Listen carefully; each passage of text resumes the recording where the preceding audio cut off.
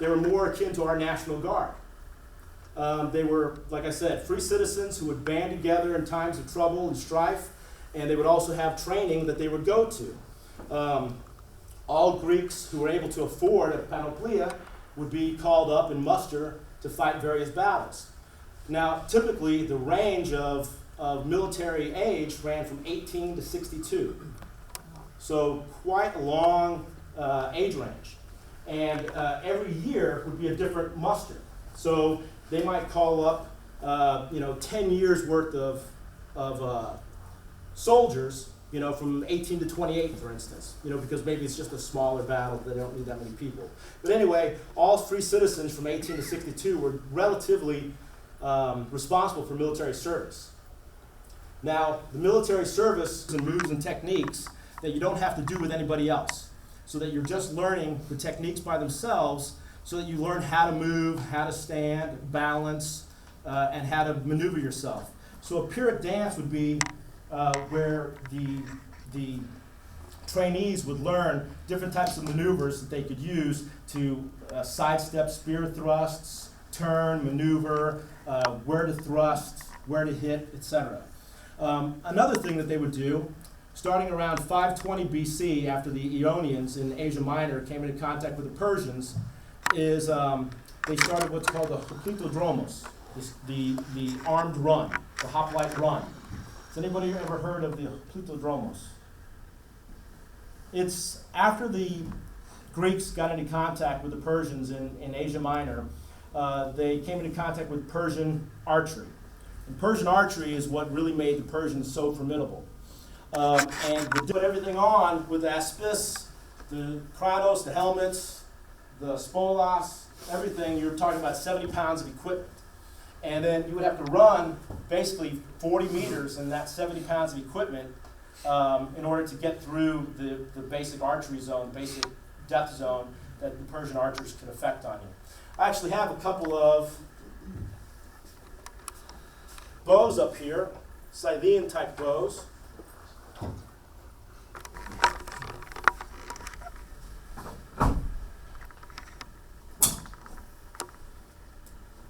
So the Scythians came up with, and the Persians used these bows, and tactically they could sit back from a distance, pull the bow, and then fire the arrows roughly around 400 meters.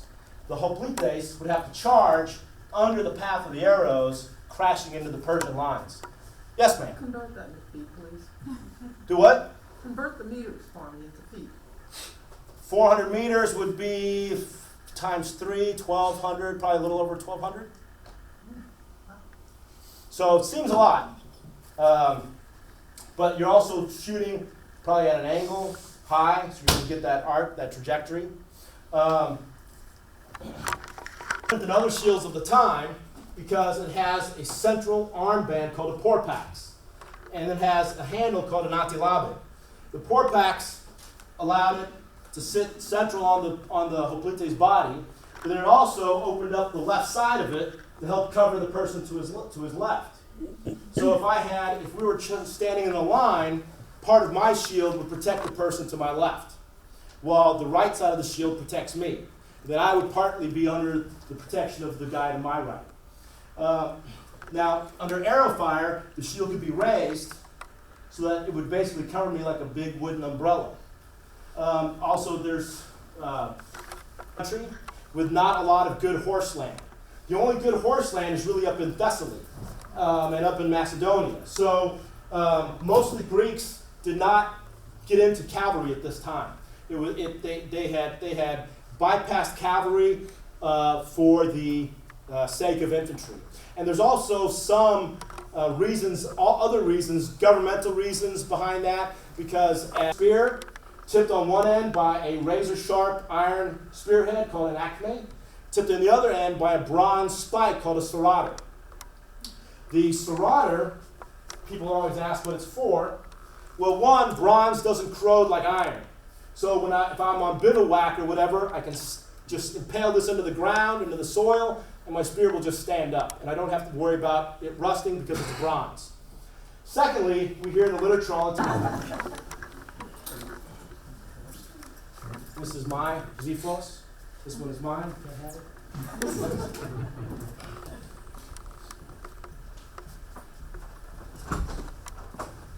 Now, before I put this on,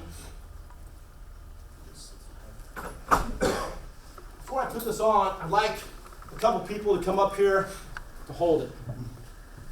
They have about 3 or 4 people real quick.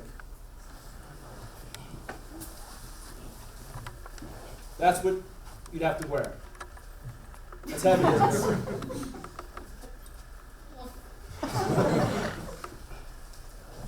Pretty heavy. Okay? This probably weighs about 40 pounds right here, and it's extremely thick leather. It's layered leather. It's got overlapping bronze scales. It has bronze trauma plates.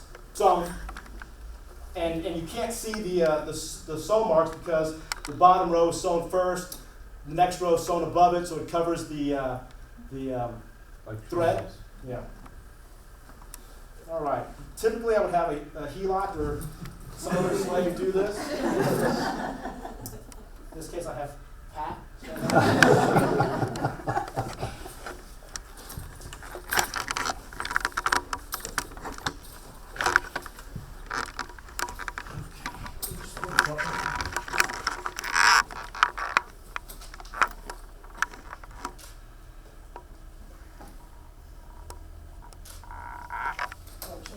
Make that nice and tight. It's like a corset. The tighter it is, the easier it feels.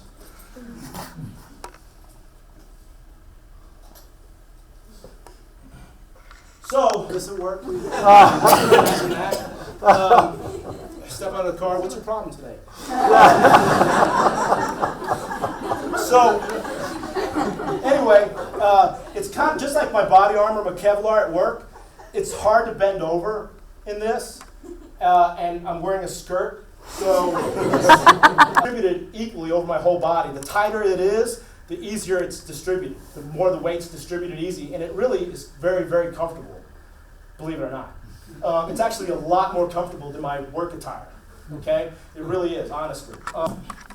The whole line of hoplites standing there up against the enemy's side, pushing and pushing and heaving, trying to get the other side to break the ranks or to fall off balance. Now, behind me, I would have all the other files behind me with this 8-foot story.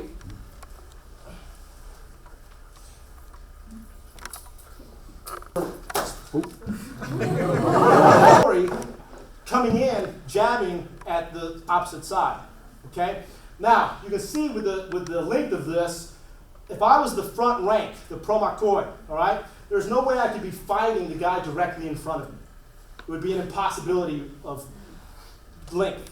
So I'm really just sitting here throwing this one out. If I'm the one pushing at the front, I'm just hunkered down, probably just pushing this anywhere in front of me.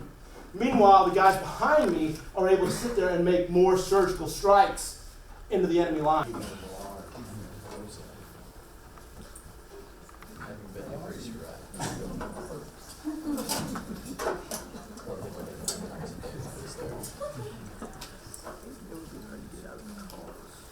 And the distance of whatever the terrain necessitated. So if there was a tree line over there, or a rock, or a rocky outcrop, or a stream, or a cliff, or whatever, we would try to extend the line that far.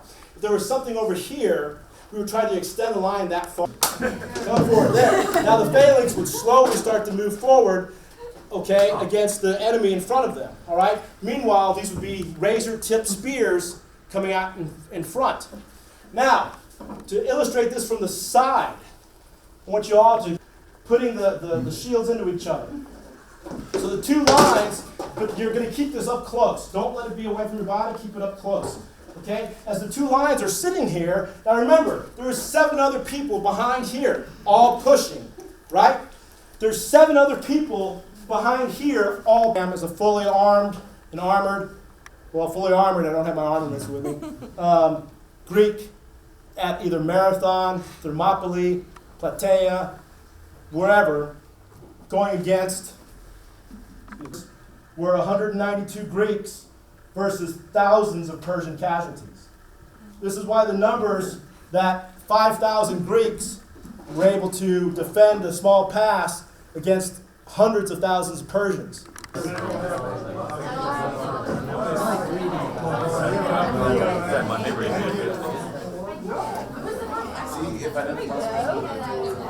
that work out? Oh, yeah. You see how I, like, where's your... As soon as you put the helmet on, I got scared. Yeah.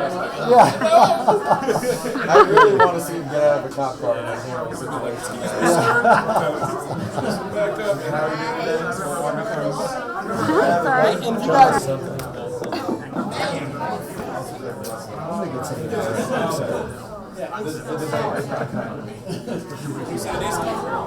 It is tough. Yeah. You don't have a lot of mobility. I mean, you can't really bend down. But it's kind of like a sit. You know, you can't squat.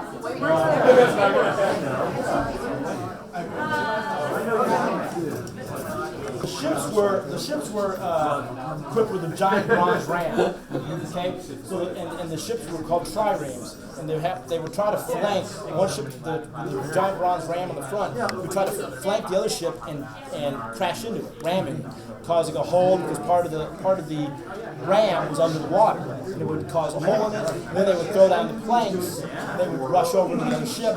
It was basically just like this. They were probably just use swords. They might have had spears. Go over this.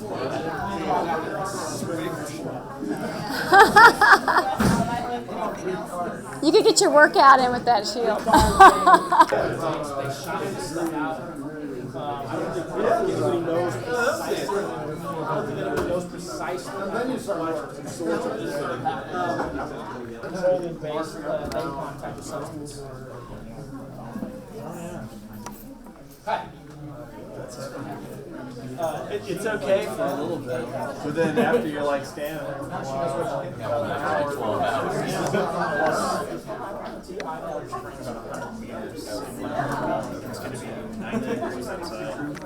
no, that's give one of those.